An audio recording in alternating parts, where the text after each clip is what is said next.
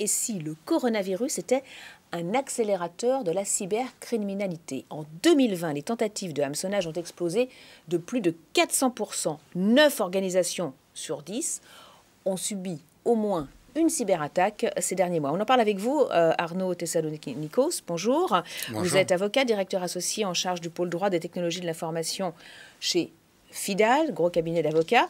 Donc, on peut presque parler d'une pandémie des virus informatiques? Tout à fait, le terme est bien choisi. Aujourd'hui, on assiste à une multiplication des cas de cyberattaques chez nos clients qui prennent des formes assez variées et les gens sont un petit peu surpris, désorganisés par la situation à laquelle ils sont confrontés.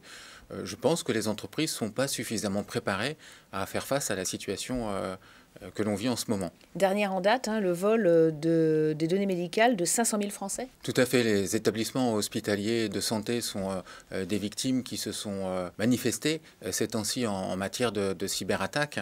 Je pense que les établissements de santé comme les entreprises se sont organisés de sorte à faire face à la situation de pandémie que l'on vit et donc ont ouvert les systèmes pour permettre un travail plus facile et ont été confrontés à une intensification de l'utilisation des systèmes d'information, notamment en raison du télétravail pour toutes les entreprises et puis des établissements de soins. Alors, est-ce que ces cyberattaques sont plus diverses? Oui, ça dépend, en quelque sorte, ça dépend de la cible. Il y a des cyberattaques face auxquelles, ou pour lesquelles plutôt, les hackers mettent des moyens significatifs, et puis des attaques qui sont un petit peu le tout venant des attaques. Et on parle des rançons logicielles qui sont finalement devenues monnaie courante. Alors, toutes ces cyberattaques ont une conséquence sur votre activité. Oui. Donc, beaucoup d'entreprises vous voient, mais c'est souvent trop tard pour du curatif, alors qu'on pourrait peut-être prévenir ces cyberattaques. Tout à fait, vous avez complètement raison. Je pense qu'on sous-estime le volet préventif. Et en fait, les gens attendent que l'incident survienne pour réagir. Et quand on réagit dans une circonstance où on est un peu acculé de cette manière-là, c'est une situation de crise à laquelle on est confronté. Il faut des techniciens pour faire les constats, pour remonter la piste, pour faire des investigations. Il faut des juristes pour faire les analyses juridiques, pour déterminer le cas échéant à qui la faute. Il y a des recherches de responsabilité. Peut-être il est trop tard à ce moment-là aussi pour parler d'assurance, du cyber-risque qui existe.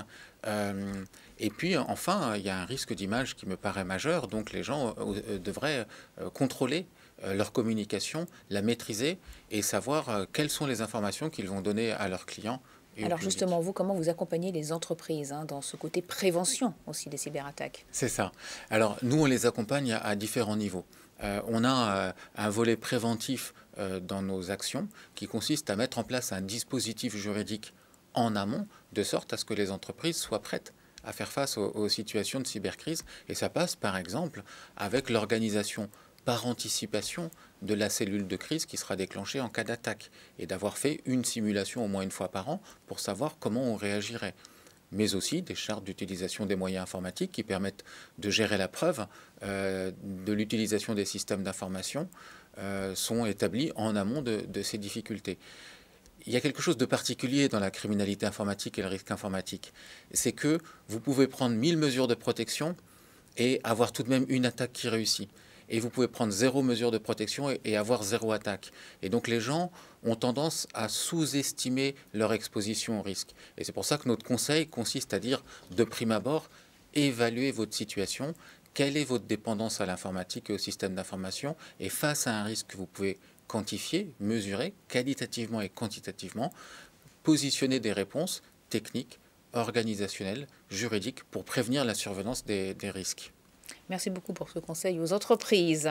Merci beaucoup Arnaud Thessalonikos, donc avocat associé, directeur associé chez FIDAL.